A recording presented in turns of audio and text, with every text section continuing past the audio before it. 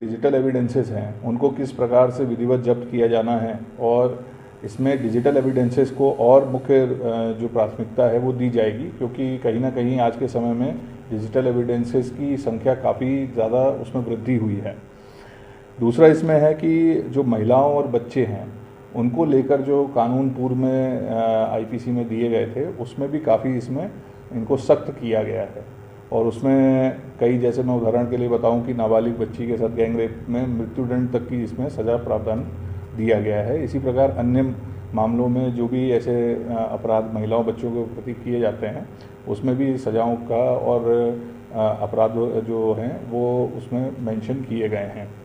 इसके अलावा जो आपके फरियादी हैं या जो आपके साक्ष्य हैं उनके जो बयान हैं उनको भी इलेक्ट्रॉनिकली माध्यम से रिकॉर्ड करने का प्रावधान है और साथ में जब ट्रायल भी होगा तब भी वो अपने एविडेंसेस ज़रूरी नहीं कि अपने मौके पे आके दें, वो अपने इलेक्ट्रॉनिक माध्यम से भी कोर्ट में अपने आप को रिप्रेजेंट कर सकते हैं। तो इसमें कई बार जो पहले पूर्व में समस्या आती थी कि लोगों को जिन्होंने स्टेटमेंट दिया है केसेस में तो पेशी लगती थी, उनको स्वयं जाना पड़ता था, तो अब इसमें ये भी प्रावधान है कि बिना स्वयं जाए वो ऑनलाइन उसको कनेक्ट करके भी अपने बयान उसमें विधिवत तरीके से दे सकते हैं, जिसका प्रावधान इसमें किया गया है। तो ये आप लोगों के माध्यम से फिर से मैं इसमें यही कहना चाहूँगा कि एक और इसमें अच्छी बात यह है कि जो जैसा मैंने बताया कि विक्टिम सेंट्रिक और जो विक्टिम को जस्टिस दिलाने के मेन उद्देश्य से इनको पूरा जो किया गया है उसमें एक ये भी है कि 90 दिन की अवधि का दिया गया है कि जिसमें फरियादी को ये सूचना दी जाएगी कि उसके द्वारा जो अपराध दर्ज कराया गया है उसमें क्या प्रोग्रेस हो रही है। एक तो जब दर्ज कराएंगे तो उसको फ्री एफआईआर देने का प्रावधान है और उसके बाद उसमें क्या कार्रवाई हो रही है तो उसको ये जानकारी देने का भी दायित्व पुलिस का रहेगा। तो ये जो कल से हमारा सभी जगह लागू हो रहा है, इसमें पुलिस ने अपनी तरफ से सब तैयारियां की हैं। हमारे सारे स्टाफ की हमारी विधिवत ट्रेनिंग्स हो चुकी हैं और सभी की जो CCTNS के माध्यम से इसमें विवेचना होनी, उनकी आईडीज़ वगैरह सब बन चुकी हैं। सभी को उनका कोर्स मटेरियल और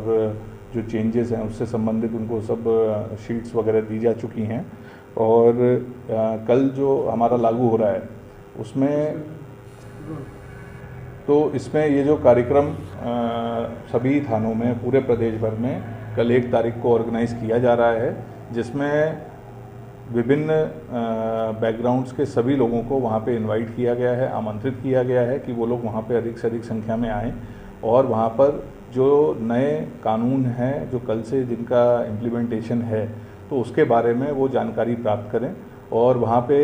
कानून विशेषज्ञ भी रहेंगे, हमारे पुलिस के विशेषज्ञ भी रहेंगे, तो वो उनको जानकारी देंगे कि पुराने और नए में क्या बदलाव हुआ है और आने वाले समय में जनता किस प्रकार से इन कानून के विषय में जानकारी प्राप्त करके अपने उपयोग हेतु कैसे उनका यूज़ कर सकती है, इसके बारे में बताएंगे। तो मैं पुलिस अधीक्षक मुरैना होने के नाते आप सभी से ये अनुरोध करता हूँ कि आप सभी लोग जो भी आपका निकटवर्ती थाना है वहाँ पर प्रयास करें कल अधिक से अधिक समय में पहुँचने का, अधिक से अधिक संख्या में पहुँचने का, ताकि आप वहाँ पे उपस्थित होकर जो भी वहाँ पर आपके थाने में जानकारियाँ दी जाएं इस नए कानून के तहत में, उसके बारे में जानकारियाँ लें ताकि आने वाले समय में इन कानूनों का आप लोग बेहतर तरीके से उपयोग कर सकें और स्वयं के लिए या आपसे संबंधित यदि किसी व्यक्ति के साथ कुछ गलत होता है तो उसको उचित न्याय दिलाने में उसका सहयोग कर सकें। धन्यवाद। आप सभी की जानकारी में है कि कल से जो हमारा क्रिमिनल जस्टिस सिस्टम है उसके जो बेसिक 3 मेजर क्रिमिनल एक्ट्स हमारे हैं जिसको हम लोग IPC, CRPC और इंडियन एविडेंस एक्ट के नाम से जानते हैं, जो कि आपको पता है कि काफ़ी पुराने एक्ट्स हैं। अब उसमें आधारभूत बदलाव करते हुए उनकी जगह पे 3 हमारे नए कानून जो हैं, भारतीय न्याय संहिता, भारतीय नागरिक सुरक्षा संहिता और भारतीय साक्ष्य अधिनियम, ये जो हैं हमारे यहाँ पे कल से लगाए जा रहे हैं। और इसमें मैं आपको बताना चाहूँगा जो कल की तारीख है 1 जुलाई की, इसमें जो ये तीनों हमारे कानून हैं ये बेसिकली बिल्कुल इनको भारतीय जो हमारे यहाँ की समस्याएं हैं और हमारे यहाँ की परिस्थितियां हैं उनको देखते हुए बनाया गया है और वर्तमान परिप्रेक्ष्य में क्योंकि जो पूर्व के कानून हैं वो काफ़ी पुराने हैं, कई साल पुराने हैं। तो ये आजकल की जो परिस्थितियां हैं, विशेष रूप से आज की तकनीकी युग के हिसाब से, और इनमें आधारभूत बदलाव करते हुए इनको जो है कल से लागू किया जा रहा है। और मुख्य रूप से जो इसमें चेंजेस है जो मैं आपको माध्यम से सबको बताना चाहूँगा, उसमें क्या है कि ये मेन रूप से इसमें विक्टिम सेंट्रिक जो है, जो विक्टिम है किसी भी मामले का,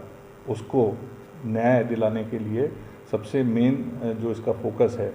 वो इसी उस पर रहेगा कि एक विक्टिम को कैसे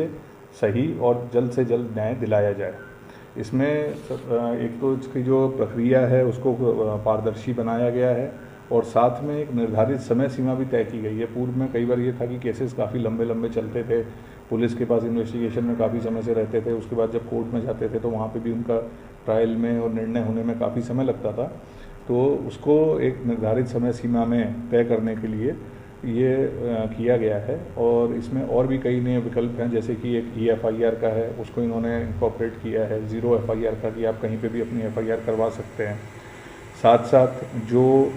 हमारे जितने भी एविडेंसेस हैं वो उसमें हम लोग उसकी वीडियोग्राफी करवाएंगे, वीडियोग्राफी करवा के उसको विधिवत तरीके से वीडियोग्राफी के ही करते हुए उसको जब्त भी किया जाएगा। और जो डिजिटल हमारे एविडेंसेस हैं, डिजिटल साक्ष्य हैं, उनको भी इसमें किस प्रकार से जब्त किया जाना है, एक मिनट रुक जाएगा।